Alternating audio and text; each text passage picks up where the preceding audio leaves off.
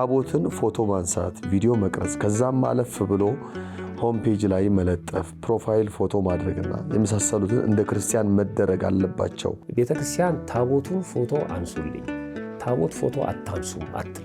ታቦቱ ሲወጣ በተለይ ሴቶች በረከት ነው ብለው ታቦቱ ሲያልፍ ተንበርክከው መጎናጸፊያው በእጃቸው ይነኩታል። ምንድነው የሚባል አባባል አለ አይደለ? መክፈልት ሲሹ መቅሰፍት የሚባል ማለት ነው። ንጉስን ማን ነው የሚንቀው ሲባል አጠገቡ ያሉ ባለሟሎቹ። በክብረ በዓላት ላይ ባህታውያንን በሚል በብረት ሰንሰለት ሰውነታቸውን በመግረፍ ብር የሚሰበስቡ ገጥመውኛል። እኔ ከተማ ውስጥ ቁጭ ብለው ባህታውያንን የሚሉ ሰዎችን ማየት ጀምረናል። ግርፋቱን የምታስብ ከሆነ የተገረፈው በራሱ እጅ አይደለም፣ አይሁድ ናቸው የገረፉት። ስለዚህ እንደ ክርስቶስ ግርፋት እንዲቆጠርላ አምጣው ሰንሰለቱን፣ እኛ እንገርፋለን፣ እኛ ለዛሬ እንደ አይሁድ እንሆን ብለው ሰንሰለቱን ተቀበሉት። ከዛ ሮጦ አመለጣቸው ማለት ነው። ቅዳሴ ከሰዓት በሆነ ጊዜ ታቦት ሲገባ ጸበል ጸዲቅ ተዘጋጅቷል እና ቀምሳችሁ ሂዱ ይባላል። ትልቁ አዋጅ በካህናት በሰባኪያን በሰንበት ትምህርት ቤት የጽዋ ማህበር አባላት ሲጣስ ስታይ ይዘገንናል። አንደኛ ዓርብና ረቡዕ ወይም በጾም ቀን ሲሆን ቅዳሴው ሳያልቅ ጸበል ጸዲቅ ቀምሳችሁ ሂዱ የሚሉ ካህናት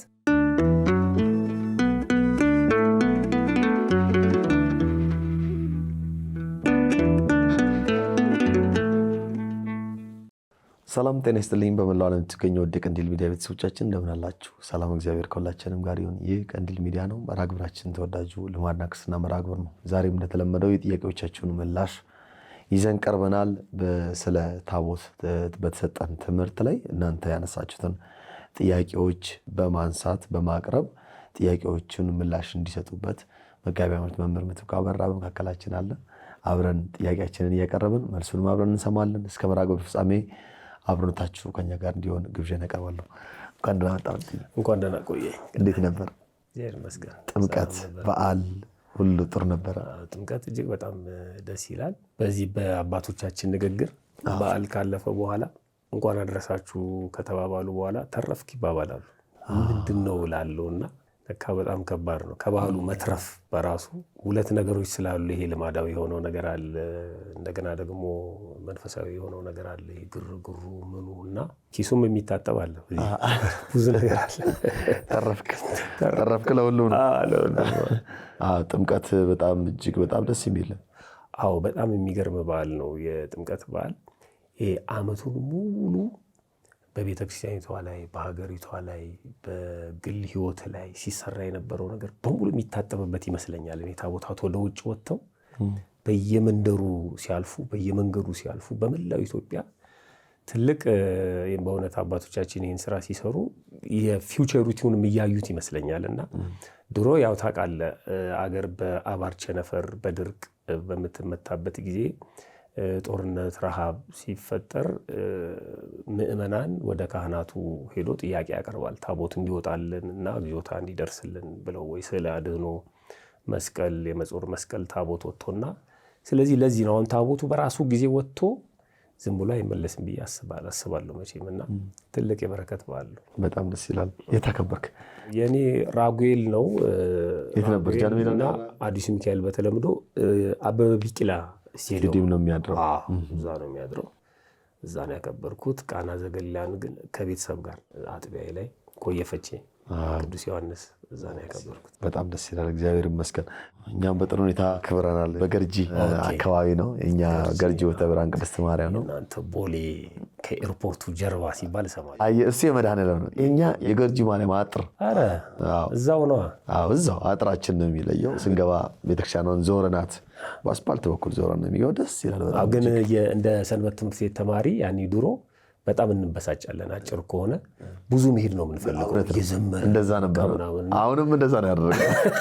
ትንሽ አረዘማችሁት? አዎ እንዴ ለምሳሌ 6 ሰዓት ታቦት ተነስቶ መሀል ላይ ነገሩ ቆሞ ስብከተ ወንጌል ዝማሬዎች ምናምን እንደዚህ ምስጋና በተለይ ወጣቶች በጎ ስራ ለሰሩ ወጣቶች ነው። በአመት ሲመጣ ያው የምታውቀው ነው የወጣቶች ድካም ምንጣፉን በማንጠፍ ሰንደቅ ዓላማውን በመስቀል በዓል ድባብ እንዲመስል ቄጤማውን በመጎዝጎዝ የሚያደርጉት በጎ ነገርን ከማሰብ አንጻር የስጦታ መርሃ ግብር ሲከናወን እንደዚህ ሰዓት ይዟል እንጂ 6 ሰዓት ተነስተን 9 ሰዓት ተኩል ነው የገባነው። ኦልሬዲ ከ1 ሰዓት በላይ ግን መድረክ ላይ ታቦቱ በሚቆምበት ቦታ ላይ ተቆሞ ትንሽ መርሃ ግብር ተከናውኗል። የመጣውን ህዝብ ዝም ብላችሁ አትሸኙት እንደተባለው የሚበላውና የሚጠጣውን የዕለት እንጀራቸውን የነፍስ እንጀራቸውን ተሰጥቶን የታለፈው እና ለዓመቱ ያድርሰን እንኳን አደረሳችሁ ብለናል። በቅድሚያ ሰላምታ እባክህ አስረሳውክ። ያው ነው ዞሮ ዞሮ ያው አብረውን እንደ ቤተሰብ ስለምናያቸው ይመስለኛል። አንዳንድ ጊዜ እጅግ በጣም የተወደዳችሁና የተከበራችሁ በቀንዲል ሚዲያ ብቻ የልማድና ክርስትና መርሃ ግብር ተከታታዮች በያላችሁበት እንደምናችሁ ሰላማችሁ ብዝት ይበልልን። በእውነት እንኳን አደረሳችሁ ማለት እንወዳለን። እንኳን አደረሳችሁ እንኳን አብሮ አደረሰን ብለናል። ዛሬ እንግዲህ ያው ታቦት ስታነግሱ ተጠንቀቁ የሚል ርዕስ ባለው መርሃ ግብር ላይ በተሰጠው ትምህርት ላይ የተነሱ ጥያቄዎች አሉ። ከዛ በፊት ግን አንድ አስተያየት ተነስቷል። እንደው ብዙ አስተያየት ሊሰጡ የሚችሉ ሰዎች አሉ። ግን እንደው አንዱን አንስተን ወደ ጥያቄዎቻችን ብንገባ ብዬ አሰብኩኝ። ያው አስተያየቱም አስተያየት ብቻ ሳይሆን ሀሳብም እንዲሰጥበት የተፈለገ አይነት ሀሳብ ነው ያለው። ምንድነው የሚለው? ቃለ ሕይወት ያሰማልን መምህር በእውነት ያነሷቸው ልማዶች በሙሉ በውስጥ የነበሩትን ነው። በጣም የሚከብድ ሁኔታ ነው ያለው በየሀገሩ። እንደውም በእነዚህ ነገሮች ከመማር የተነሳ ንግስ የሚባል ነገር ቢቀርስ እያልኩ ነው። እርስዎ ያላነሱት ቀረ የምለው ነገር ታቦት ዑደቱ አልቆ ከቆመ በኋላ ምዕመናን መዝሙሩንም ትምህርቱንም በጥሞና ቁመው እየተከታተሉ ሳለ አባቶች ግን ቁጭ ይሉና ወይ ጎን ለጎን ያወራሉ ወይ ስልክ ይነካካሉ። ይህ ደግሞ ለምዕመናን ፈተና ይሆናልና ይህም ጉዳይ ቢስተካከል ጥሩ ይመስለኛል ብለው አስተያየት ሰጥተዋል። በጣም የሚገርም ነው። በነገራችን ላይ ቀዳሚ የቀንዲል ሚዲያ አሁን በልማድና ክርስትና በተለይ ይኸውን ስለ ታቦት የተሰራው ይሄ እንደሚመጣ አውቀን ነው ቀድመን ታቦታቱ የሚወጡበት ዑደት የሚያደርጉበት የምንሸኝበት የምናስገባበት ስለሆነ ያንን ቀድመው አይተው ታቦታቱ እንዲያከብሩ ነው። እርግጠኛ ነኝ ይህንን ትምህርት ሰምቶ በዚህ ትምህርት መሰረት በዓሉን ያከበረ ሰው ይኖራል። ከዚህም አንጻር ነው የሚያዩዋቸው ነገሮች በሙሉ ስህተቶቹን መንቀስ የጀመሩት ማለት ነው። እና እውነት ነው። እኔ አውደ ምሕረት ላይ ከህዝቡ ፊት ለፊት እንድንቀመጥ የተደረገበት ምክንያት ምንድን ነው ትልቁ ነገር አይደል? ከጀርባ ነበር መሆን የነበረብን። ሌላ ስጋዊ ስራ የምንሰራ ከሆነ ሰው እንዳይረበሽ ከጀርባ ሆነን ነው። ፊት ለፊት ስንሆን ግን ሁሉም ትኩረቱ በዓሉ ላይ እንዲሆን፣ ሁሉም ትኩረቱ ታቦተ ሕጉ ላይ፣ ሁሉም ስርዓተ ክብሩ ላይ እንዲሆን ነው እና ከኛ እንግዲህ ምዕመናን በደንብ ያውናል ማለት ነው። በነገራችን ላይ አውደ ምሕረቱ ላይ ስልክ መነካካት ብቻ አይደለም፣ አላስፈላጊ ሳቆች፣ ቀልዶች ሁሉ ይኖራሉ አንዳንዴ ማለት ነው እና በጣም መጠንቀቅ አለብን። አንዳንድ አባቶች ቁም ነገር እንኳን ሲያወሩ አፋቸውን በእጃቸው ሸፈን አድርገው ወይ ወደዚህ ዞር ብለው ያን መልእክት ካስተላለፉ በኋላ ተመልሰው ወደ ባህሉ የሚመጡበት ሁኔታ አለ። ሌላው ደግሞ አውደ ምሕረት ላይ መሆኑን እስከሚረሳው ድረስ የሚያደርጋቸው ነገሮች አሉ።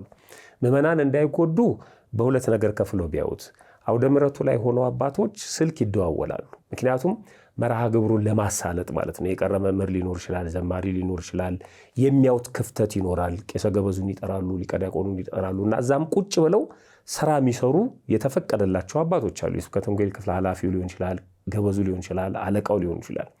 ግን በተረፈ ዝም ብሎ የማይመለከታቸው ሰዎች አሁን ቅዳሴ ላይ መንቀሳቀስ መራመድ አይቻልም አይደለም። ግን ልኡካኑ እየተንቀሳቀሱ ነው ስርዓተ አምልኮን የሚፈጽሙት።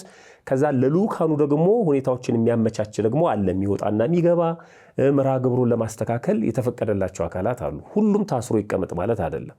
ይህንን ታሳቢ ውስጥ ያስገቡና ነገር ግን እንዲሁ ደግሞ በእንቶ ፈንቶ በተራ ነገር ሁሉ አውደ ምሕረት ላይ ስልክ መጎርጎርና ማውራት ግን ይኸው እኛ እንግዲህ ተብላችኋል ነው እያልን ያለ ነው። ምዕመናን በዚህ ልክ ያዩናልና አውደ ምሕረቱ ላይ በክብር የምንቀመጥ አባቶች፣ ወንድሞች ጥንቃቄ ብናደርግ ጥሩ ነው ብለን ነው የምናልፈው። ጥሩ ጥቆማ ነው። መልካም። ወደ ጥያቄዎቻችን ስናልፍ መምህራችን ቃለ ሕይወት ያሰማልን ወለተ ሐና እባላለሁ። ቅዳሴ ከሰዓት በሆነ ጊዜ ታቦት ሲገባ ጸበል ጸዲቅ ተዘጋጅቷል እና ቀምሳችሁ ሂዱ ይባላል። በ6 ሰዓት የእናቴ ልጅ እያሉ የሚያስተምሩት አባት ቀሲስ መንግስቱ ማለታቸው ነው። የእናቴ ልጅ እያሉ የሚያስተምሩት አባት ጾም ከ9 ሰዓት በታች የለም ብለዋል። በነገራችን ላይ የእናቴ ልጅ ወይም ቀሲስ መንግስቱ አይደሉም ከ9 ሰዓት በታች ጾም የለም ያሉት፣ ፍትሐ ነገሥቱ ነው። እሳቸው ግን ያን ጠቅሰውን ያስተማሩት እና በሌላ ነገር እንዳይተረጎም የእሳቸው ትምህርት ይሄ የሌላው ትምህርት ይሄ ተብሎ ማለት የቤተክርስቲያኒቷን ስርዓት ነው። ትክክል ነው። ፍትሐ ነገሥቱ ማዕከላዊ የሚያደርገው 9 ሰዓት ነው። ግን ከቅዳሴ ውጭ 8 ተኩል የሚወጡ ሩብ ጉዳይም ቅዳሴ ካበቃ በኋላ ጾም የለም ነው። እኔ ጥሩ ትዝብት ነው ይሄ። አጋጥሞ ሊሆን ይችላል። ምንድነው የሚባለው? ትልቁ ዳቦ ሊጥ ሆነ ይባላልና እኔ ይሄ አዋጅ በተለይ በስብከተ ወንጌል ክፍል ኃላፊው፣ በደብሩ አስተዳዳሪ፣ በካህናት ሲነገር መድረክ ላይ በጣም ያሸማቅቃል። አሁን ታቦተ ሕጉ ሊገባ ነው፣ ቅዳሴ የምታስቀድሱ አስቀድሱ እየተባለ ማለት ነው። እንደውም አንዳንድ ሊቃነ ጳጳሳት አይተህ ከሆነ ምዕመናን ሙሉ በረከት እንድታገኙ ሁላችሁም አሁን ከቻላችሁ አስቀድሱ፣ በጣም ከአቅም በላይ የሆነ ችግር ከሌላባችሁ በስተቀር አሁን ታቦቱ ሊገባ ነው፣ ቅዳሴ ነው የሚጀምረው፣ አስቀድሱ ይላሉ። እዛው ላይ ጸበል ጸዲቅ እየቀመሳችሁ ሂዱ ማለት ምን ማለት ነው? አፍራሽ እኮ ነው ሙሉ ለሙሉ ማለት ነው። በቃ ይሄ ልክ የምትበላው ፍትፍት ላይ አመድ እንደ መድፋት ማለት ነው። እና በጣም ነው የሚያሳዝነው። እኔ ወጣቶቹ ሲባል የሚሰሙትን ነገር እየተከተሉ ነው ይህንን ነገር የሚያደርጉት። እና ትልቁ አዋጅ በካህናት በሰባኪያን በሰንበት ትምህርት ቤት የጽዋ ማህበር አባላት ሲጣስ ስታይ ይዘገንናል። አንደኛ ካህናቱ የሚያውጁ ከሆነ ታቦተ ሕጉ ገብቶ ቅዳሴ ሳይከናወን የጾም ቅዳሴ ላይ ነው ይሄ ዓርብና ረቡዕ ወይም በጾም ቀን ሲሆን ቅዳሴው ሳያልቅ ጸበል ጸዲቅ ቀምሳችሁ ሂዱ የሚሉ ካህናት እጅግ በጣም የሚያሳዝን ነው። አይባልም፣ ነውር ነው። ይሄ እንግዲህ በካህናቱ ሲታወጅ፣ በሰባኪያኑ ሲታወጅ፣ በሰንበት ትምህርት ቤቱ ደግሞ አንዳንድ ቦታ ላይ ሲታደል፣ አዳዮቹ ደግሞ እነሱ ይሆናሉ ዩኒፎርም ለብሰው ሰንበት ተማሪዎቹ ጸበል ጸዲቅ የሚያድሉበት አጋጣሚ አለ፣ ቅዳሴ እየተቀደሰ ማለት ነው። የጽዋ ማህበራት ደግሞ ሆነው የሚያበሉ ደግሞ አሉ። የጽዋ ማህበራት ናቸው። እኔ ታስታውስ ከሆነ ስለ ጽዋ ባስተማርነው ትምህርት ጽዋ የሚቀመሰው ራሱ ከቅዳሴ በኋላ ነው። ሰንበትም ይሁን ዓርብና ረቡዕም ይሁን ቅዳሴው ካበቃ በኋላ ነው ጽዋ ማህበርተኞች ገብተው ጽዋ የሚቀምሱት። እና እንዴት ሆኖ ነው? ማን ይህንን ይነገረን? አይ ለመምተኞች ምናምን ሊሉ ይችላሉ። ታዲያ መምተኛ እኮ ታውጆለት አይደለም የሚበላው እኮ ተደብቆ ነው። ያም ቢሆን እንኳን መምተኛ ቢሆን ካህኑ እንዲበላ የፈቀደለት እንኳን ቢሆን በአደባባይ መገብ ነው የሚባለው። ስለዚህ ይሄ በጣም ነውር ነው። ቅዳሴውን የሚያቀጭጭ ቅዳሴውን እንደ ተራ ነገር የሚቆጥር ባታስቀድሱም ችግር የለውም የሚል ግቢ ውስጥ መታደል የለበትም። ውጭም ቢሆን እኔ አስታውሳለሁ ድሮ ለበዓል በሰንበት ትምህርት ቤት በግሩፕ ክብረ በዓል ሲሆን እንሄዳለን። በተለይ በጣም ማስታውሰው ፈረንሳይ አቦ የጥቅምት አቦ ሲነግስ ጾም ከሆነ ቅዳሴ አስቀድሰን ስንጨርስ ነው በየመንደሩ ስታልፍ እኔ ቤት እያሉ የሚሻሙ ጸበል ጸዲቅ የሚያወጡት ማለት ነው። ጾም ካልሆነ ደግሞ ያው በትክክል ጠዋት ከክብረ በዓሉ በኋላ። አሁን ግን በጣም የሚያሳዝን ነው። አሁን ጾም ሆኖ ቅዳሴ እየተቀደሰ ዳቦ ይታደላል። ሰው ይሰለፋል። እዚህ ጋር የሚያስቀድስ አለ አጠገብህ፣ እዚህ ደግሞ የሚሰለፍ ሰው አለ። አንዳንድ የሚያስቀድስን ሰው እንኳን እናሰናክለዋለን። ምን ያስባል መሰለ? ይይዝና በፌስታል ቋጥሮ ወይ ኪሱ ከቶ የሚያስቀድስ ሰው አለ። በጣም ነውር ነው እንዲህ አይነት ዳቦ ይዘህ ማስቀደስ፣ ኪሱ ውስጥ ከተህ ማስቀደስ ማለት ነው። እና እኔ ይሄንን አንደኛ የቤተክርስቲያኒቱ አካላት ከሰበካ ጉባኤ ጀምሮ ማለት ነው በስነ ስርዓቱ መታወጅ አለበት፣ መነገር አለበት። የሰንበት ቤትም አባላት ይህንን ማሰብ አለባቸው። የጽዋ ማህበራትም ይህንን ነገር ማሰብ አለባቸው። ቅዳሴ ተቀድሶ ካበቃ በኋላ ነው እህል ውሃ መቀመስ ያለበት። የእህል ውሃ አካል ስለሆነ ጸበል ጸዲቅ ማለት ነው። ቤተክርስቲያን በጣም ትገርመኛለች። በዓልን ስታከብር ጾምን ለብቻ ታከብረዋለች፣ ክብረ በዓልን ለብቻ ታከብረዋለች። ደግሞ ክብረ በዓልንና ጾምን ደግሞ አንድ ላይ የምታከብርበት ጊዜ አለ። አሁን ያሳለፍነው የጥምቀት በዓል ዋዜማውን ጋድን በተመለከተ ስንክሳሩ ሲናገር የጥር ወር 11 ቀን ማለት ነው ስለ ጋድ ሲናገር ጥምቀት ረቡዕ ወይም ዓርብ ቢውል ረቡዕና ዓርብ ፍስክ ይሆናል፣ ዋዜማቸው ይጾማል አይደለም የሚለው በዚህ ይላል። በጣም የሚገርመኝ ንባብ ነው። እንደ አይሁድና እንደ አረማውያን በዓልን በመብልና በመጠጥ ብቻ እንዳናደርገው። ለምሳሌ ሮብን ሽረ መብላት ምግቡ ላይ ነው የምታተኮረው ማለት ነው። ስለዚህ በሮብ ምትክ ምንን እየጾምክ ነው? ማክሰኞ። ስለዚህ እንደ አረማውያን በዓልን ለምግብ ብቻ አለማክበራችንንና እንዳናደርግና በዚህም ሁለት ስራ ይፈጸማል፣ የጾም ስራና የበዓል ስራ ይላሉ። የጾሙንም ስራ የበዓሉንም ስራ። ስለዚህ ንግስ ላይ ጾሙንም በዓሉንም ነው እኩል ማክበር ያለብን እንጂ ቀላቅለን ጾሙን እየሻረን በዓሉን ልናከብር አንችልም ከተፈቀደላቸው ውጭ ማለት ነው። እና ይሄ በጣም መሰመር አለበት። ምንድነው ልናደርግ የሚገባው? አለመቀበል። በቃ እኛ በዛን ወቅት አለመቀበል። አይ ተቀብዬ በኋላ በላለውም የሚባል ነገር አይሰራም። አለመቀበል። ሰው ባይቀበላቸው እኮ እነዛ ሰዎች አያድሉ። ሁሉም ሰው ኖ ከቅዳሴ በኋላ ነው ቢላቸው በቃ ያቆማሉ ማለት ነው። ለነዳያን ወስደው ሊሰጡ ይችላሉ። ሁለተኛ በቤተ ክርስቲያን ውስጥ እንዲህ አይነት ነገር ሲከናወን ዝም አለ ማለት ከሚመለከታቸው አካላት ጋር ተነጋግሮ አይ እንቸኩላለን ምናምን የሚሉ ሰዎች አሉ። በቤታቸው ወስደው ይስጧ። በቃ ቤተ ክርስቲያን ውስጥ አይደለም የሚቸኩሉ ከሆነ ዳቦውንም ቤታቸው ወስደው መስጠት አለባቸው። አንዳንድ ጊዜ ደግሞ በጣም የሚያሳዝንህ አውደ ምሕረት ላይ ሁሉ ዳቦውን ይዘውት ይመጣሉ። ታቦተ ሕጉ ፊት ለፊት ማለት ነው። ስለት ነው፣ ትክክል ነው፣ ግን ዳቦ እዛ አይቀርብም። እና ይህንን በጣም የቤት ስራ ይኖርብናል። የሰንበት ቤት ወጣቶች፣ የስብከተ ወንጌል ኃላፊዎች፣ ካህናት በደንብ አውደ ምሕረቱን ማስከበር አለብን ብዬ ነው ማልፈው። ጥሩ ጥያቄ ነው። በጣም መልካም። ሁለተኛ ጥያቄያችን የእኛ እንቁ መምህራን እናመሰግናለን፣ ብዙ ተምሬበታለሁ፣ አመሰግናለሁ። እንደው አንድ ጥያቄ አለኝ። እህቴ ስዕለት ተስላ ነበር። የተሳለችው ስዕለትም ቀለበቷን ነበር። ለማምጣት ባሰበችበት ጊዜ ጠፋ እና ምን ማድረግ አለብን? ስለምትመልሱልን እናመሰግናለን ብለው ተጨንቀው ነው። ለማምጣት ስታስብ ጠፋባት። ሁለት ነገር ታድርግ። የመጀመሪያው አጥብቃ ትፈልገው። አሁን ዝም ብሎ በቃ ጠፋ አይነት ነገር እንዳይሆን በደንብ መፈለግ አለባት። ስዕለት ስለሆነ የሚሰጥ ስለሆነ በንቀት እንዳይሆን ማለት ነው። ልክ ከራሷ ንብረት በላይ የእግዚአብሔር ሆኗል። ይሄ የራስ ንብረት እንኳን ሲጠፋብህ በደንብ ትፈልጋለህ አይደል? አሁን ይሄ የእግዚአብሔር ነውና በደንብ አጥብቃ መፈለግ አለባት። ምንድነው የሚለው የሉቃስ ወንጌል ምዕራፍ 15 ቁጥር 8 ላይ ወይም 10 ድሪም ያላት አንድ ድሪም ቢጠፋባት መብራት አብርታ ቤቷንም ጠርጋ እስክታገኘው ድረስ አጥብቃ የማትፈልግ ሴት ማናት ይላል። እሱ ምሳሌ ያለው ግን አጥብቃ ትፈልግ። ሁለተኛው አሁን ባለው የወርቅ ዋጋ ካጣችሁ ማለት ነው። ለምሳሌ አሁን የወርቅ ዋጋ 1 ግራም ስንት ነው? ስንት ካራንት ነበር የጣቷ? ያንን ካልኩሌት አድርጋ በዛ ዋጋ ልክ ብሩን በአግባቡ መስጠት ነው። ይህን ደግሞ ብሩን ደግሞ ዝም ብሎ ለሰው መስጠት ወይ መጣል ሳይሆን ወይ ሙዳየ ምጽዋት ውስጥ ማስገባት ወይም ደግሞ የዕለት ዝርዝር ተቀባይ ቢሮ ሄዳ ሪሲት ማስቆረጥ በአግባቡ። እንደዛ ብታደርግ ችግር የለውም። ስዕለት ቃል ነው፣ ጥንቃቄ ያስፈልገዋል። ከመሳላችን በፊት ፈቃድ ነው ስዕለት። ልትሳልም ላትሳልም ትችላለህ። ከተሳልከው በኋላ ግን ከአፍ ወጥቷል አይደል? ግዴታ ነው። ስለዚህ እሱን አስበን ከጠፋባት ምንም ልታደርግ አትችልም። ይህንን ነው ማድረግ ያለባት። በጣም መልካም። ሶስተኛ ጥያቄያችን ተክለ አብ ነኝ፣ ቃለ ሕይወት ያሰማልን። ለብዙዎች ይጠቅማል ብዬ የማስበው በእውቀትና በጥበብ የምትመልሱልኝ አንድ ጥያቄ አለኝ። ጥያቄውም ታቦትን ፎቶ ማንሳት፣ ቪዲዮ መቅረጽ፣ ከዛም አለፍ ብሎ ሆም ፔጅ ላይ መለጠፍ፣ ፕሮፋይል ፎቶ ማድረግና የመሳሰሉትን እንደ ክርስቲያን መደረግ አለባቸው ብላችሁ ታምናላችሁ ወይ? ለምን ብላ የሚገርም ጠያቂ ነው። በጥበብና በእውቀት እንድትመልሱልኝ ነው የምፈልገው። አዎ፣ በነገራችን ላይ ሁሉም ነገር ጥንቃቄ ያስፈልገዋል። ሁሉም ነገር በተለይ ታቦትን በተመለከተ ለዚህ ነው አስቀድመን ትምህርቱንም የሰጠ ነውና ቤተክርስቲያን ታቦቱን ፎቶ አንሱልኝ፣ ታቦት ፎቶ አታንሱም አትልም። ታቦት ፎቶ ማንሳት ክልክል ነው ብላም አታስተምርም። ታቦቱን ፎቶ አንሱም አትልም። ይሄ የኛ ጉዳይ ነው ማለት ነው። እኛ ነን ለሷ ታቦተ ሕጉን አውጥታ በአግባቡ በታቦተ ሕጉ ዙሪያ የሚደረገውን ስርዓት አምልኮ ፈጽሞ መግባት ነው። ከዛ ውጪ የኛ ድርሻ ነው ማለት ነው። እኛ ጥንቃቄ አድርገን ታቦቱን እኮ እስከ መንካት ደረጃ ሁሉ እንደርሳለን እኮ። አሁን ምእመን ካህን ክህነት ከሌለው ታቦት አይነካም ይባላል እንጂ እንነካዋለን ሳናውቀው በተዘዋዋሪ ማለት ነው አይደል? በካህኑ አማካይነት ታቦቱን እንነካዋለን። ካህኑ ሲባርከን በእጁ ጽላቱን ዳሶ እጁን በምንስምበት ጊዜ ታቦቱን ነካ ነው ማለት ነው። ሁሉ በአግባቡና በስርዓት ይሁን። ስለዚህ እኛ ጋር ነው ችግሩ ማለት ነው። ለምሳሌ ቅዱሳት ስዕላትን በተመለከተ ስዕላት ስርዓት አምልኮ የምንፈጽምባቸው ናቸው። ግን ስዕልን ፎቶ እናነሳዋለን፣ እንለጥፈዋለን አይደል?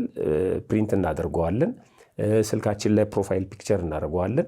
ስዕላቱን ስንጠቀም በጥንቃቄ ነው የምንጠቀመው አይደለም? ታቦትም የነዚህ አካል ነው እኮ። በቃ ከቅዱሳት ስዕላት ከምናደርገው ጥንቃቄ ተለይቶ የሚታይ አይደለም ማለት ነው። አገልግሎታቸው ለየቅል ቢሆንም ለቅዱሳት ስዕላት የምንሰጠውን ክብር ነው ለታቦቱ የምንሰጠው። ለመጽሐፍ ቅዱስ የምንሰጠውን ክብር ነው ለታቦቱ የምንሰጠው፣ በእግዚአብሔር ቃል ምክንያት ማለት ነው። ስለዚህ ቤተክርስቲያን ታቦቱ በጭራሽ እኛ እንዳናየው እንዳንነካው ከኛ በጣም እንዲርቅ ከተፈለገ አታወጣውም ነበር። ካወጣቸው እንዲታይ ነው ያወጣቸው ማለት ነው። ስለዚህ ሚሞሪ ማስቀረት እና ያንን ለትምህርት ለተለያየ አገልግሎት መጠቀም በራሱ ጉዳት የለውም። ለምሳሌ ክብረ በዓሉን በተመለከተ ውጭ ያሉ ሰዎች ተቀርጾ ሲያዩት አንዳንዶቹ እኮ ፖዝ አድርገው የሚሳለሙ አሉ፣ ከፍቅራቸው የተነሳ ማለት ነው። ለነሱ እንደ እምነታቸው ነው የሚደረግላቸው። ሲያዩት ቀያቸውን፣ አካባቢያቸውን፣ ክብረ በዓሉ ምን እንደሚመስል ቢያውና እግዚአብሔርን ቢያመሰግኑበት በራሱ ክፋት የለውም። ፎቶ አታንሱ፣ ፎቶ አንሱም አትልም። የኛ ጉዳይ ነው ይሄ። ስናነሳ ግን ጥንቃቄ ማድረግ አለብን። ለምሳሌ ታቦቱን ግልጥ ሆኖ ይሄ ማንዴቱ ስላለን ቤተ መቅደስ መግባት ስለምንችል ታቦቱ ከመክበሩ በፊት ጽላቱ እንደተራቆተ ግልጥ ሆኖ ፎቶ ማንሳት ክልክል ነው። ቅዱስ ሥጋውና ክቡር ደሙን ስንቀበል ክልክል ነው። ቤተክርስቲያን አክብራ ካወጣችሁ በኋላ ግን አክብራ ካወጣችሁ በኋላ ግን ፎቶ ብናነሳው ብቻውን ኃጢአት አይደለም። ፎቶውን ተጠቅመን ስልካችን ላይ ለመንፈሳዊ አገልግሎት ብናውለው ብቻውን ኃጢአት አይደለም። ለምሳሌ የመጽሔት ከቨር ላይ አንዳንድ የሚወዳድቁ ነገሮች ላይ ምናምን ላይ አይደረግም። ምክንያቱም ስለምንጥለው ማለት ነው። በውስጥ ፔጅ ይደረጋል። ያን መጽሔቱ ልክ ቅዱሳት ስዕላትን በምናከብርበት መንገድ ማለት ነው። እሱን ልናደርግ እንችላለን። ምክንያቱም መጽሐፍ 1ኛ ቆሮንቶስ ምዕራፍ 14 ቁጥር 40 ላይ ነገር ግን ሁሉ በአግባቡና በስርዓቱ ይሁን ይላል። በአግባቡና በስርዓቱ እስከተጠቀምንበት ድረስ ብቻውን ፎቶ ማንሳትና ስልካችን ላይ መያዝ ኃጢአት አይሆንም። መልካም። 4ኛ ጥያቄያችን ሰላም እንዴት ናችሁ? ትምህርታችሁ በህይወቴ ላይ መናገር ከምችለው በላይ ለውጥ አምጥቶልኛል። ጥያቄ ነበረኝ። የጽዋ ማህበር አለን እና በአመት አንዴ ከማህበሩ የንስሐ አባት ጾም እንቀበላለን። አሁንም ጾም ተቀብለን እየጾምን እያለ አባታችን አርጅተውብን ነበረና ጸበል በሄዱ በ3ኛው ቀን ከዚህ ዓለም ድካም አረፉብንና እኛ ጾሙን ስንጨርስ ፍታቱን የምናደርገው እንዴት ነው? እግዚአብሔር ይፍታ የሚባለው ማለት ነው መፈታታቸውን። ግን አዲስ ትሬንድ ነው። ጥሩነቱ ለጽዋ በሚሰባሰቡበት ጊዜ ቀኖና ይቀበላሉ። ይሄ ትልቅ ልምድ ነው። ግን እኔ በአመት አንድ ቀን ብቻ ነው ወይ ንስሐ የሚለው ነገር ደግሞ ጥያቄ ሆነብኝ። በአመት ስንገናኝ ስለሚል ማለት ነው። ሌላ ጊዜ አይገናኙም ወይስ ተጨማሪ ነው? ይሄ የንስሐ አባት ሳይኖራቸው ቀርቶ ይመስለኛል። ከማህበሩ በአመት አንድ ጊዜ የሚለው በአመት አንድ ጊዜ ሳይሆን ጽዋው በየወሩ ነው። ንባቡን ጽዋ ማህበር አለን እና በአመት አንዴ ከማህበሩ የንስሐ አባት ነው። ስለዚህ ጽዋው ይከናወናል። ነገር ግን በአመት አንድ ጊዜ ነው ጾም የሚቀበሉት እነዚህ ወንድሞቻችን እህቶቻችን። አሁን እንደ ንስሐ አባት ከሆነ ግንኙነቱ እጥረት አለው። በአመት አንድ ጊዜ ብቻ መሆን የለበትም። እንዳይገደብ ፈርቼ ነው። ዝም ብለን ጓሄድ እንዳንላቸው ቀርተናል። ሌላ ንስሐ አባት እያላቸው ግን በአመት አንድ ቀን ደግሞ ከሳቸው በረከት ለማግኘት ይህን የሚፈጽሙ ከሆነ በራሱ ችግር የለውም። ግን ምንድን ነው የሚሆነው? ይሄ ያላለቀ ጉዳይ ነው፣ በንጥልጥል ያለ ጉዳይ ነው ማለት ነው። ጉዳያቸው ንስሐቸውን ተናገሩ፣ ቀኖና ተሰጣቸው፣ ጨረሱ። እኛ አባት ግን በሞት ተወሰዱ። ስለዚህ ግን ምንድነው አሁን እዚህ ላይ ይቅርታ በጣም ስላቋረጥኩ፣ ግን አሁንም ጾም ተቀብለን እየጾምን እያለ ጾም ነው ባይዚ ንስሐ አይደለም። ዝም ብሎ ግን ጾም ይቀበላል ወይ ሰው? እንደዛ ከሆነ ደግሞ እንደዛ ከሆነ እያንዳንዱን እየጠሩ ለእያንዳንዱ ጾም ነው የሚያዙለት። እንደዚህ አይነት ትሬንድ የጋራ ጾም እንዴት ይጾማል? እንግዲህ ማህበር ውስጥ ሊኖር የሚችለው በትንሹ ከተባለ ማህበር ላይ 12 ሰው ይኖራል። በወር አንድ ሰው በአመት እንዲደርሳቸው ተብሎ 12 ሰው ይኖራሉ። ብዙ ጊዜ እነዛ 12ቱ ጾም ይሰጠናል። ጾማችንን እየጾምን ነው። አሁን ግልጽ አላረጉትም ጥያቄያችን። የንስሐ ጾም ከሆነ የንስሐ ጾም ለእያንዳንዳችን የንስሐ ጾም ተሰጥቶን አባታችን ፍታት ሳይፈቱን ወይም ደግሞ የተሰጠንን ቀኑና ሳንጨርስ አረፉብን የሚል ጥያቄ አይደለም። አሁን ጥያቄያቸው ጾም ተሰጥቶናል። ጾሙን እየጾምን እያለ ጸበል በሄዱ ጊዜ እሳቸው በሄዱ በ3ኛ ቀን ከዚህ ዓለም ድካም አረፉብን። እኛ ጾሙን ስንጨርስ ፍታቱን እንዴት ነው የምናደርገው? አሁን የጾሙን ፍቺ ቢሆን አይጠይቁም። ጾሙማ ተፈታ ወረዲ። ፍታት የሚሉት እነሱ እግዚአብሔር ይፍታ የምንባለው መተው እግዚአብሔር ይፍታ። በሁለቱም መንገድ እንመልሰው። አንደኛ ለእያንዳንዳቸው ንስሐቸውን ተናግረው ተሰጥቷቸው ሊሆን ይችላል። ሁለተኛ እንደ ማህበር በሉ ይሄን ያህል ጾሙ ብለው ከዚህ በፊት እንደሚያደርጉት ሰጥቷቸው ሊሆን ይችላል። ጾሙን ከጨረሱ በኋላ ግን ጸሎት ያደርጉላቸዋል አይደል? እግዚአብሔር ይፍታ ብለው ይሄን ጸሎት አልተደረገልንም ምን እናድርግ ነው። ይሄ በጣም ቀላል ነው። አሁን ይሄ ማህበር የሚቀጥል ከሆነ እኮ ተመልሶ የጽዋ ማህበር አባት ይኖራቸዋል። እኛ አባት የመጀመሪያ ስራቸው ይሄ ይሆናል ማለት ነው። ጾሙን እሳቸው ሰጥተውን ጨርሰናል፣ የመጨረሻ ጸሎት ግን አላደረጉልንም፣ አድርጉልን ብለው ይቀጥላሉ ማለት ነው። ካለበለዚያ ደግሞ የእያንዳንዳቸው የንስሐ አባት ጋር ይሄዳሉ ማለት ነው። የእያንዳንዳቸው ንስሐ አባት ጋር ሄደው ከኛ አባት ጋር እንዲህ አይነት ጀምረን ነበረ ጨረስን፣ እሳቸው ግን የመጨረሻ ቡራኬውን አልሰጡንም፣ ስለዚህ የመጨረሻ ቡራኬ እንዲሰጠን ነው ብለው መጠየቅ ይችላሉ። እንደኔ ግን እንደ ማህበር አሁንም አንድ የማህበሩ አባት ቢያገኙና ለኛ የማህበሩ አባት ይህንን ነግረዋቸው የመጀመሪያ ስራቸው ይሄ ቢሆን ጥሩ ነው፣ የተሻለ ነው። በጣም መልካም። 5ኛ ጥያቄያችን መምህር ቃለ ሕይወት ያሰማልን፣ እግዚአብሔር የአገልግሎት ዘመናችሁን ያርዝምልን። አንድ ጥያቄ አለኝ። በንግስ በዓላት ጊዜ ታቦት ከመንበሩ ወጥቶ በአውደ ምሕረት ላይ በሚቆምበት ጊዜ ቤተ መቅደስ ውስጥ ቅዳሴ ሲደረግ ብዙ ጊዜ ይታያል።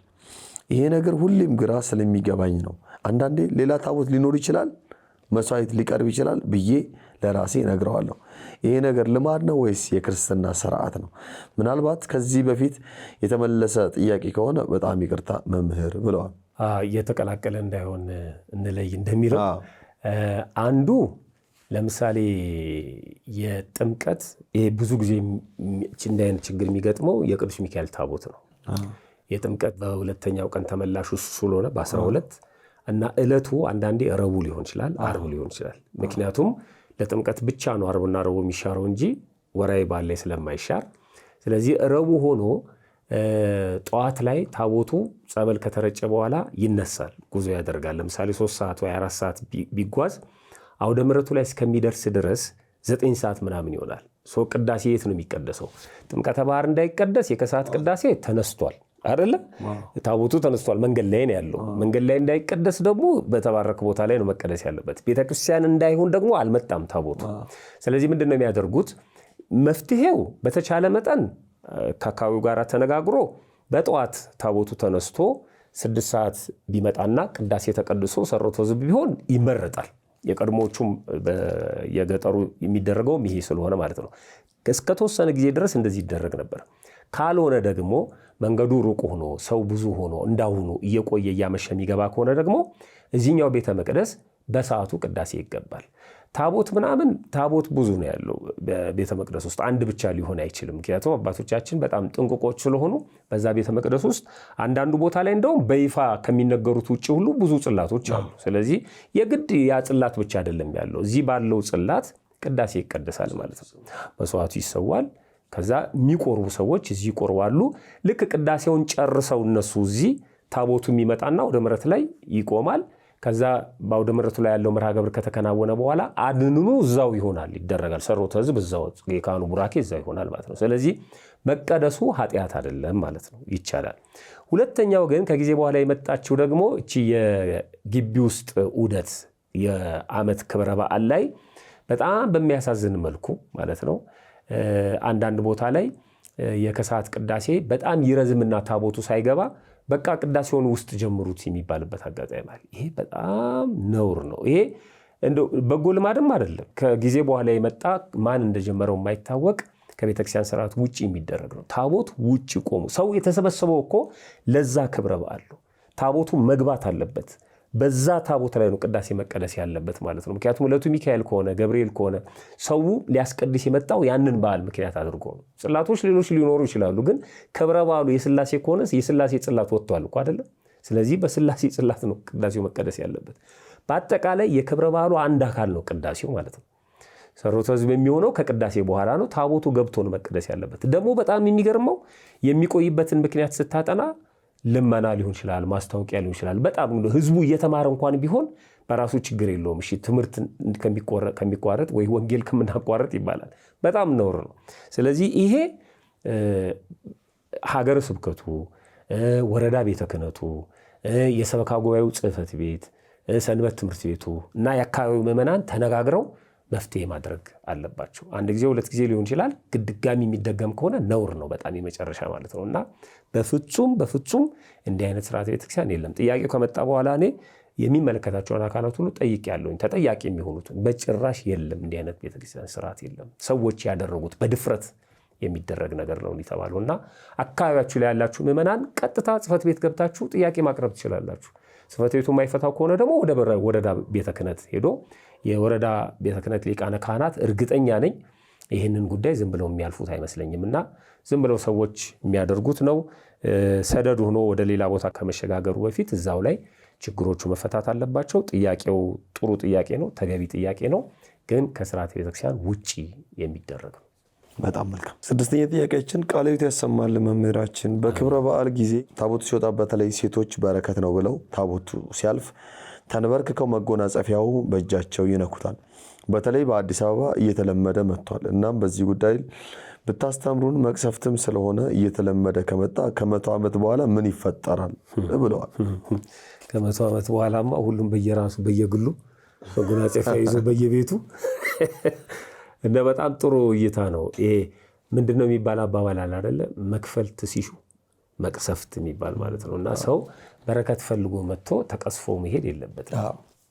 ንጉስን ማን ነው የሚንቀው ሲባል አጠገቡ ያሉ ባለሟሎቹ፣ ይህንን ድርጊት የሚፈጽሙ ሰዎች ፕሮፋይል ብናጠና እርግጠኛ ነኝ በጣም ከካህናቱ ጋር የተለየ ቅርበት ያላቸው ትንሽ ደፈር የሚሉ አይደለም የመነኩሴ ጓደኛ ቄስ ጓደኛ ምናምን ያላቸው ሰዎች ካልሆኑ በስተቀር ታቦቱ ሲያልፍ አንደኛ መንገድ ልቀቁ ሲባሉ አይለቁም። እነዚህ ሰዎች በቃ አይሄዱም። በቃ እንዲህ ታኮ እስኪያልፍ ድረስ ነው የሚጠብቁት። አስተናባሪዎቹን አይታዘዙም። ልክ ታቦቱ ሲመጣ የሚሰግዱ ይመስሉና ቀና ብለው መጎናጸፊያውን የሚይዙ ሰዎች አሉ። ይሄ ዓመት የምህረት ዓመት አዲስ ኪዳን የእግዚአብሔር ቸርነት በስፋት የሚገለጥበት ዘመን ስለሆነ ነው እንጂ እንደ ኦሪቱ ቢሆን እኮ እና ፊናስ የተቀሰፉት በዚህ በነገራችን ላይ እነ ኦዛ ታቦተ ጽዮን ለማዳን ብሎ እሱ እንዳትወድቅ በጎ ስራ እደግፋታለሁ ብሎ ነው። ይሄ በጣም ነውር ነውና እኔ ቢያስቡበት ጥሩ ነው። አካባቢ ላይ ያሉ ሰዎች ቢመክሯቸው ቢነግሯቸው ዝም ባይሏቸው ይሄ በግሳጼ መልክ በቁጣ ምናምን ሳይሆን በቃ አይጠቅማቸውም። እግዚአብሔርንም መዳፈር ነው። በነገራችን ላይ ባለውበት እግዚአብሔር እንደሚባርከኝ እኮ ማመን አለብኝ አይደል? የግድ ስነካው አይደለም። ካህናቱ እኮ እንዲነኩት የተፈቀደላቸው ምእመናን መንካት ስለማይችሉ ነው። ያንን እንዲያደርሱ ነው። በቃ እንዲያደርሱ ነው ለምእመናን እንጂ የግድ ማንም ሰው መጥቶ መዳፈርና መንካት አለበት ለማለት አይደለምና ንጉስም ቢሆን አንድ ንጉስ የክብር ዙፋኑ ላይ ተቀምጦ አክሊሉን ደፍቶ ካባላንቃውን ደርቦ በግርማ ሞገስ አይተው ሲሰግዱለት እንጂ አይ ውስጥህን አይቼ መርምሬ ልብስ ከምን እንደተሰራ ቼክ አድርጌ ነው መሰግድልህ ሲሉት ማንም ደስ ሊለው አይችልም አይደል? በርቀት ስትሰግድለት ነው። እግዚአብሔርም እንደዚህ ነው፣ በርቀት ነው እንጂ መርምሬ አይቼ ነው ነክቼ ዳስሼ ነው እንዴት ትለዋለህ? እና እምነትም ይጠይቃል። ይሄ አግባብ አይደለም። አገልግሎቱን በሚንቋቸው ሰዎች ልክ የሚያው ሰዎችም አሉ። በነገራችን ላይ ለምሳሌ ካህኑን በሚናገረው ንግግር በሚገኝበት ቦታ እና በሚያደርጋቸው ሁኔታዎች የሚንቁት ምዕመናን አሉ። ካህኑ ራሱን በገዛ እጁ ያስንቅና አየ ከዛ በሱ ልክ አገልግሎቱን የሚያውታል። የሚቀድሰውንም ቅዳሴ እንደ ካህኑ ይቆጥሩታል። የሚፈትተውንም ምስጋና ደም እንደዛ የሚያከብረውም ታቦትና የኔ አባት እኮ ናቸው የያዙት ታቦቱን ብለው አየ በሱ ይገምቱታል ማለት ነው። እንዲህ አይነት ነገሮች ከቅርብ ጊዜ በኋላ እያየው እኔም እየተመለከቱት የመጣሁበት ሁኔታ አለና ይሄ አግባብ አይደለም። በመጽሐፈ ኢያሱ ምዕራፍ 3 ቁጥር 3 ላይ የተጠቀሰው ይሄ ነው። በእናንተና በታቦቱ መካከል ያለው ርቀት በስፍር 2000 ክንድ ያህል ይሁን ይላል። አንድ ጥያቄ መጥቷል። እኔ ዝም ብዬ ያለፍኩት እንጂ ውጭ ሀገር ለምሳሌ በጣም ጠባብ ትሆንና ቤተክርስቲያኗ ታቦቱ ባጠገባችን የሚያልፍበት ሁኔታ አለ። ተገደን የሚሉት አለ። ካለማወቅ የተነሳ ይሄ ማድረግ በማንችልበት መንገድ ከሆነ እግዚአብሔር ችግር የለበትም። የልብ የሚያውቅ አምላክ ስለሆነ ግን እያወቅን እንዳናደርገው ነው። ይሄንን እያወቅን እንዳናደርገው ነው። ታቦት መንካት በጭራሽ ክልክል ነው ተብሎ እኮ ታቦቱ አደጋ ላይ የሚደርስ አደጋ የሚያጋጥመው ከሆነ ግን ካህናት ቢጠፉ የካህኑ ሚስት መታ ታቦቱን ከቃጠሎ ወይም ከሆነ ነገር ታንሳው ወይ ታድነው የሚባል ትምህርት አላት ቤተክርስቲያን።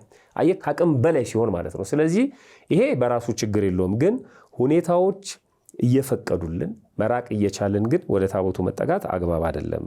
ካህናት ይሸከሙታል፣ ያከብሩታል፣ ይዳስሱታል።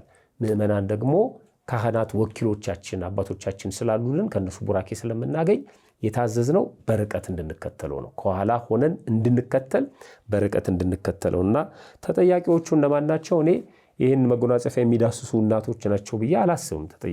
ተጠያቂዎቹ ኃላፊነት የተሰጣቸው ካህናት ናቸው። ይህንን እንዲያደርጉ ድፍረቱን የሰጧቸው እነሱ ስለሆኑ ማለት ነውና ካህናት ዞር ብሎ ልጆቻቸውን ቼክ ማድረግ አለባቸው። አንዳንዴ የማይገባ ነገር ሁሉ ምዕመናን እንዲዳፈሩ እናደርጋለን። ችግር የለውም እኮ ነይ ወደዚህ ቅረቢ እንደዚህ ሁኚ ምናምን የምንል ሰዎችም አለንና በራሱ አግባብ አይደለም። ወንድማችን ያነሳው ሐሳብ ጥሩ ሐሳብ ነው። ስጋቱ ሁላችንንም የሚመለከት ነው። ስለዚህ ድርጊቱ የከፋ ነገር ከመታየቱ በፊት መቆም አለበት። የሚመለከተን አካላት ሁሉ ይህን ነገር ትኩረት ሰጥተን መስራት ይጠበቅብናል ነው ብለው። በጣም መልካም። ሰባተኛ ጥያቄያችን የመጨረሻው ጥያቄያችን ነው። የእግዚአብሔር ጸጋና ሰላም ይዛላችሁ። ብዙ ነገሮችን ተምረናል። ቃለ ሕይወት ያሰማልን። አሜን። ከታዘብኩት በጥቂቱ ለማለት ያህል በክብረ በዓላት ላይ ባህታውያንን በሚል በብረት ሰንሰለት ሰውነታቸውን በመግረፍ ብር የሚሰበስቡ ገጥሞኛል እና እዚህ ላይ የሆነ ነገር ብትሉን። ቤተክርስቲያን ውስጥ ስብከት እያለ እሱን ጥለው እነዚያን ሰዎች ቆሞ የሚያዳምጡ ሰዎች ስላሉ ትኩረት ቢሰጥበት ብለውናል። ጠያቂያችን ድርጊቱ አግባብ አለመሆኑን ተረድተዋል። ግን ደግሞ ምዕመናን በዚህ ጉዳይ ላይ ትምህርት እንዲሰጣቸው ነው። ጥሩ ነው። ይሄ ግልባጭ ለየደብሩ የስብከተ ወንጌል ኃላፊዎችና መምህራን ነው። ባህታዊ የሚለው ስም በጣም በሚያሳዝን መልኩ ክብሩን ያጣበት ሁኔታ አለ በእኛ ዘመን ማለት ነው። ከተማ ውስጥ ቁጭ ብለው ባህታውያን ነን የሚሉ ሰዎችን ማየት ጀምረናል። ባህታዊ ገሌ ሲባል አያፍርም፣ ከተማ ውስጥ ቁጭ ብሎ ማለት ነው። እና አግባብ አይደለም። አስተማሪ ከሆነ መምህር በቂ ነው፣ አስተማሪ ከሆነ ማለት ነው። ቀዳሽም ከሆነ ቤተክርስቲያን ቀዳሲያን የሚጠሩበት የራሱ የሆነ የማዕረግ ስም አለና ከዚህ ውጪ ትርጓሜው በዓት እንግዲህ ቦታ ነው አይደል? ተባህቶን ያነሳል፣ ብቸኝነትን ማለት ነው። ለብቻው በተወሰነው ቦታ ዘግቶ የሚኖር በተወሰነ ጊዜ ለመልእክት ሲወጣ ነው ምዕመናን ገሌ ባህታዊ ነው የሚለውን እድል እንኳን የሚያገኙት ማለት ነው። እና በመጽሐፍ ተጽፏል እንደነ ኤልያስ ሌሎቹም ታላላቅ አባቶቻችን እነ ቅዱስ ዮሐንስ መጥምቀ መለኮት የብሕትውናን ኑሮ እንዴት ይኖሩ እንደነበረ መጽሐፍ ቅዱስ ነግሮናልና በዓት የሌለውን የሚዞረውን እንደው እንኳን እየዞረ ያስተምራል እንኳን ብንል ሐዋርያ ነው አይደል? ሆረ ሄደ ከሚለው ግስ የወጣ ነው። ሐዋርያ ሕያጅ ነው። የተዘዋዋሪ አስተማሪን ራሱ ባህታዊ ማለት አግባብ አይደለም። በነገራችን ላይ ሰውነትን መግረፍ፣ ሰውነትን በገድል መቀጥቀጥ፣ ማስራብ፣ ማስጠማት ይሄ በቅዱሳን ሕይወት ውስጥ አለ። ነገር ግን ከተሪዮ በአፋ ሆነው ነው፣ ከእይታ ውጭ ሆነው ማለት ነው። ስጋቸውን ይቀጣሉ፣ ግን የሚቀጡት ከእይታ ውጭ ሆነው ነው። አደባባይ ሰው እያያቸው አይደለም። ሰው እያያቸው በተለይ ራሳቸውን እየገረፉ እንደውም መርካቶ ደብረ አሚን ተክለ ሃይማኖት ልጆቹ ካሉ ይሰሙኛልና እንደዚህ የሚያስቸግር ሰው ነበር። ራሱን እየገረፈ እዛ ተክለ ሃይማኖት ክብረ በዓል ሲሆን ባህታዊ ነኝ ብሎ ብዙ ሰው ጭልጥ እያለ ወደሱ ይሄድ ነበርና ወጣቶቹ ተሰበሰቡና ሲጠይቁት በቃ ገድል ነው ምናምን ነው አለ። እንደሱ ከሆነ የክርስቶስን ግርፋት ለማሰብ ነው አለን አሉ። የክርስቶስን ግርፋት ለማሰብ ነው። በጣም ጥሩ። እንግዲህ ክርስቶስ ግርፋቱን የምታስብ ከሆነ የተገረፈው በራሱ እጅ አይደለም፣ አይሁድ ናቸው የገረፉት። ስለዚህ እንደ ክርስቶስ ግርፋት እንዲቆጠርላ አምጣው ሰንሰለቱን፣ እኛ እንገርፋለን፣ እኛ ለዛሬ እንደ አይሁድ እንሆን ብለው ሰንሰለቱን ተቀበሉት። ከዛ ሮጦ አመለጣቸው ማለት ነው። አይሁድማ አየ እሱ ስልት አለው፣ ቀስ እያለ ነው የሚያስቀምጠው። ከዛ በኋላ ሰውንም በትነው ጥሩ ትምህርት የሰጡበትን ሁኔታ ሰምቻለሁና ይሄ አግባብ አይደለም። ሰውነትን አደባባይ ላይ ወጥቶ አቅልን እስኪስቱ ድረስ ወይ ደም እያዘሩ እኔ ነኝ እዩኝ ማለት አግባብ አይደለም። በማቴዎስ ወንጌል ምዕራፍ 23 ላይ ተጽፏል። በቃ ተሪዮ የሚፈልጉ የፈሪሳውያን ጠባይ ማለት ነውና አግባብ አይደለም። የማን ችግር ነው ይሄ ስንል እውነት ለመናገር የሰዎቹ ሁኔታ እንዳለ ሆኖ ግን አሁን የሰዎቹ ችግር አይደለም። የመጀመሪያው የዛ አካባቢ የአጥቢያዋ ቤተክርስቲያን አስተዳደር ጉዳይ ነው። ይሄ እንደ ሰበካ ጉባኤ እንደ ቤተክርስቲያን አስተዳደር ቁጭ ብለን በክብረ በዓል ጊዜ አካባቢያችንን የሚያውኩ ሰዎች እነማን ናቸው ሊስታውት አድርጎ ከሚመለከታቸው አካል ጋር ተባብሮ እዛ አጥር ክልል ውስጥ ወይም እዛ በዓሉ የሚከበርበት አካባቢ እንዳይደርሱ ማድረግ ይቻላል። ምክንያቱም የበዓሉ ባለቤት ቤተክርስቲያን ነች። ከሚመለከታቸው ውጪ አላስተናግድም ማለት ትችላለች። የአካባቢው የጸጥታ ዘርፍ ኃላፊዎች በሙሉ የሚስማሙበት ስለሆነ ማለት ነው። ስለዚህ ስራዬ ብለው ይህንን የአካባቢው አስተዳደር አካላት መስራት አለባቸው። የአጥቢያው መምህራን እና የስብከተ ወንጌል ኃላፊዎች፣ ሰንበት ትምህርት ቤት ወጣቶች፣ የአካባቢው ወጣቶች፣ ምዕመናን ይህን ማስከበር አለባቸው። እኔ እንደ ግቢ ገብርኤል ጥሩ ትሬንድ ምንድን ያደረጉት አሁን ግቢ ገብርኤል አሁን አክቹዋሊ ሰፈሩም ስለፈረሰ ነፃ ሆኗል እንጂ ቀደም ሲል የአካባቢው ወጣቶች ከሰበካው ጉባኤው ጋራ ከዛ ከቤተ መንግስቱ የጸጥታ ኃላፊዎች ጋራ ስብሰባ አደረጉ ማለት ነው። ስለዚህ በቤተ መንግስቱ ዙሪያ በቅዱስ ገብርኤልና በባታ ቤተክርስቲያን ዙሪያ ይሄ አላስፈላጊ የሆኑ ንግዶች ሁሉ ነበሩ። ከቤተክርስቲያን ንዋየ ቅድሳት ውጪ የሆኑ ንግዶች በዋቃ፣ ሳፋ፣ ትሪ፣ ዝንጅብል ሁሉ ይሸጥ ነበር እየመጣ እዛ ማለት ነው። እሱን አጠሩትና ዙሪያውን ከዚህ ውጪ አንድ ነጋዴ አይገባም አሉ። መኪና በዚህ በኩል አያልፍም አሉ። ለተሳላሚዎቹ ብቻ ክፍት አደረጉ። መግቢያና መውጫ ለዩ። የተወሰነ ጊዜ በጣም በሰፊው ምዕመናን እየተስተናገዱ እያመሰገኑ ነበር የሚያልፉትና ማድረግ ይቻላል። የኛ ስንፍና ነው እንጂ እዛ በዓሉ ከሚመለከተው አካል ውጪ ማንም ሰው እንዳይደርስ ማድረግ ይቻላል። ምዕመናን በነፃነት አገልግሎቱን ፈጽመው እንዲሄዱ ማድረግና ይሄ አግባብ አይደለም።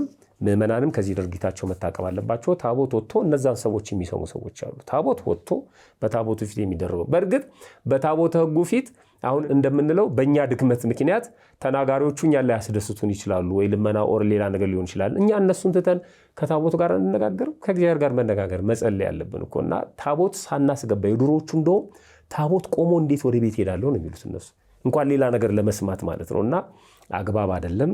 ይህንን የሚመለከታቸው አካላትም ምእመናንም ሊያስቡበት ይገባል ነው ብለው።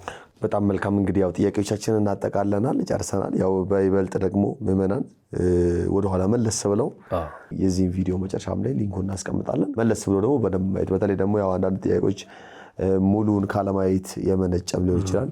በተለይ ታቦት ላይ ታቦት ቆሞ ልመናው በጣም ይበዛል። የስብከት ሰዓት በጣም 10 ደቂቃና 5 ደቂቃ ትሆናለች። የልመናው ሰዓት ግን 1 ሰዓት ይሆናልና እባካችሁና የሚሉ አንዳንድ ሀሳቦችን አንስተዋል። እነሱም ያው ትምህርቱ ላይ በደንብ ተካቶ ጥሩ መልእክት ተላልፎበታል። ድጋሚ ነው የሚሆነው። ስለዚህ ያንን ሀሳብ እዛም ለሄዳችሁ ብታዩት በደንብ ጥሩ ነው። እኛም ልመና እስኪለምን ድረስ ነው ገንዘባችንን ይዘን የምንጠብቀው። ካልተለመን አንሰጥም። እነዛ ነገሮች ስላሉ እኛም የምንሰራበት ትምህርት ስለሆነ ማድመጡ በጎ ነው። ወደ ኋላ መለስ ብላችሁ እሱን አድምጡት። ለራሳችሁም ማስተማሪያ ነው። ለሌሎችም ሼር ስታደርጉላቸው፣ ለአባቶችም ይሄ ነገር ይመለከታቸዋል የምትሏቸው አካላት ለነሱንም ሼር ስታደርጉላቸው እነሱም ይማሩበታል ብለን እናስባለን። ስለዚህ ትምህርቱን ወደ ኋላ መለስ ብላችሁ እንድትከታተሉት እናሳስባለን። ስለተከታተላችሁን ከልብ እናመሰግናለን። በተለይ አይተው ጥያቄ፣ ሀሳብ፣ አስተያየት የሚሰጡ ሰዎች እጅግ በጣም የተለየ ክብር አለኝ። በነገራችን ላይ የማይጽፉ ግን አይተው ተደስተው የሚወጡ ብዙ አሉ። ያው ሲጽፉ ስለምናይ ነው እኛና 2 ቃልም ብትሆን 1 ቃልም ቢሆን እዛ ላይ ከጻፉልን ይደርሰናልና እጅግ በጣም ደስተኞች ነን። ተጠቅማችሁበታል ብለን እናስባለን። ወደኋላ ገብታችሁ ደግሞ እንደገና እንድታዩት ቀዳሚ እንደነገራችሁ ለሌሎቹም ሼር፣ ኮፒ ሊንክ እያደረጋችሁ እንድታዳርሷቸው። ብዙ ሰብስክራይብ ባደረጋችሁ ቁጥር እኛም ሳንቸገር ራሱ ዩቲዩብ ፎርማቱ ራሱ ለሌሎቹ የማድረስ እድል አለውና ሰብስክራይብ ማድረጉን እንዳትረሱ፣ ላይክ ማድረጉን እንዳትረሱ፣ ሼር ማድረጉንም እንዳትረሱ አደራ እንላለን። እጅግ በጣም እናመሰግናለን። እግዚአብሔር ያክብርልን። ስለነበረን ጊዜ ሁሉ አምላካችን እግዚአብሔር ስም የተመሰገነ ይሁን። የቀንዲል ሚዲያ ዩቲዩብ ቻናል መርሃ ግብሮችንም ከሳምንት እስከ ሳምንት የሆኑትንም እንድትከታተሉ ግብዣዬን አቀርባለሁ። ሳምንት በትምህርት እስከምንገናኝ ቸር ቆዩልን።